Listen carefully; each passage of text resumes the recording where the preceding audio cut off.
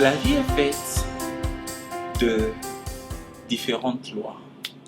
Certains appellent ces lois-là les lois naturelles. Et tant qu'on comprend cette réalité-là, les choses deviennent un peu plus faciles pour nous. Il y a la loi comme la gravité. Évidemment, quand quelqu'un se met sur un building et saute, après être tombé, il ne va pas dire « Oh, pourquoi est-ce que je suis tombé? Je n'aurais pas dû être tombé. » Il y a la loi. Tu n'as pas su utiliser cette loi-là en ton avantage. C'est ce qui s'est passé. Aujourd'hui, on va parler...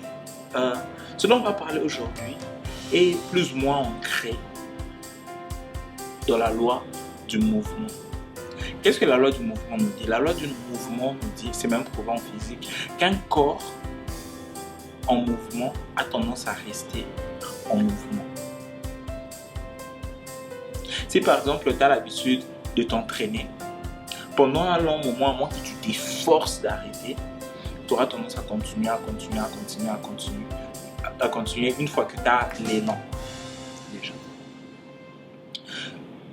Et en partant de cette philosophie-là, en partant de cette base-là, il faut qu'on comprenne que il y a toujours de l'espace dans notre vie pour du changement, pour de l'amélioration. Il y a toujours, peu importe comment est votre vie, comment belle est votre vie, comment plus ou moins parfaite elle est, il y a toujours de l'espace pour l'évolution, pour l'amélioration. Et cela, c'est pas seulement dans votre vie personnelle, c'est aussi dans tout ce que vous faites. Il y a toujours moyen d'améliorer.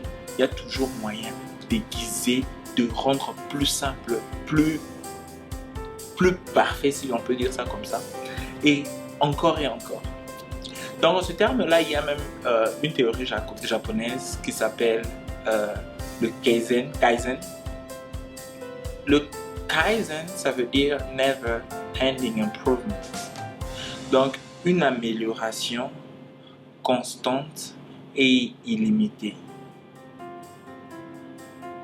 Moi, j'appelle ça le ACI ou le ACI. C'est un terme que je suis en train de faire entrer parce qu'il n'y a pas nécessairement de mots comme ça dans la langue française. Donc, ACI, amélioration constante et illimitée. Quand on essaye d'inclure ce concept-là dans notre vie, c'est qu'il se passe quoi? On lit continuellement, encore et encore, on essaie d'apprendre, c'est qui nous rend meilleurs à un certain niveau. On s'exerce sans se limiter, on crée des habitudes pour prendre soin de notre corps. Encore et encore, on trouve des meilleurs moyens pour s'exercer, de meilleurs moyens pour être plus souple. On exerce notre façon de s'exprimer devant les autres. On exerce notre façon de se comporter. Et cette théorie-là a créé beaucoup de changements. Essayons juste de voir, par exemple, un pays comme le Japon. Ce qui se passe avec le Japon, c'est que il y a eu, pendant la Deuxième Guerre mondiale, le Japon a été frappé avec la bombe atomique. Et si vous voyez les photos, c'est vraiment un tas de rien. Mais 68 ans après, parce qu'ils avaient une certaine façon de penser, une certaine idéologie.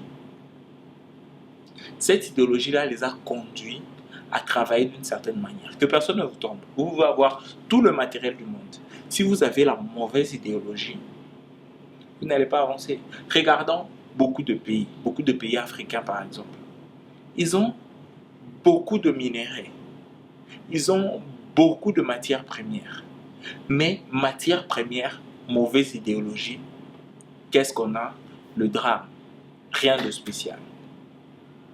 Donc, ACI ou Kaizen pour les Japonais, amélioration constante et illimitée. C'est un principe, une idéologie qu'on doit essayer d'appliquer dans notre vie. C'est pas parce que tu vis dans la saleté que tu dois te mettre à t'y habituer. C'est la tendance que la majorité de personnes ont. On doit apprendre à améliorer ça. Quand tu vois que c'est la saleté, n'accepte pas, c'est juste. Essaye d'améliorer. Ça va de notre environnement extérieur à notre environnement intérieur. On se dit, je parle comme ça, c'est ma façon de parler. Oui, mais tu as aussi en toi la capacité d'améliorer ta façon de parler. Essaye d'éliminer certains mots qui sont désagréables. Essaye d'apprendre à mieux communiquer, à communiquer plus simplement. Pas communiquer seulement pour le simple plaisir de communiquer, mais communiquer pour activer une flamme d'inspiration et de motivation chez l'autre. Pas seulement par tes paroles, par tes mouvements, ta façon de bouger, ta façon de parler. Est-ce que c'est une façon noble, c'est une façon sereine, gracieuse?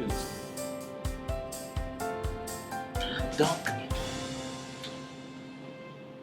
essayons de comprendre que la vie, c'est amélioration. C'est même ça, à un certain niveau, le but de la vie. S'améliorer encore et encore, cultiver la beauté autour de nous. Encore et encore, encore et encore, encore et encore. Cette façon-là de voir à ces améliorations constantes et illimitées, c'est même ça qui doit commencer à être implémenté dans les écoles. Ça doit commencer à être implémenté dans les universités, dans les entreprises. Ça doit être implémenté même dans notre vie de tous les jours. C'est même le plus important. Nous, en tant qu'hommes, on doit apprendre à implémenter, à intégrer ce concept-là dans nos vies. Pourquoi? Simplement parce qu'avec le temps, ça nous rend meilleurs. Simplement parce que quand on s'améliore pas, automatiquement on descend. Le jardin, quand on ne prend pas soin du jardin, automatiquement il y a la mauvaise herbe qui pousse. C'est comme ça que les choses marchent. On doit apprendre comment les choses marchent pour mieux faire avancer les choses. Comment est-ce que vous allez faire la différence à partir de maintenant? Comment est-ce que vous allez impliquer ce principe dans votre vie à partir de maintenant?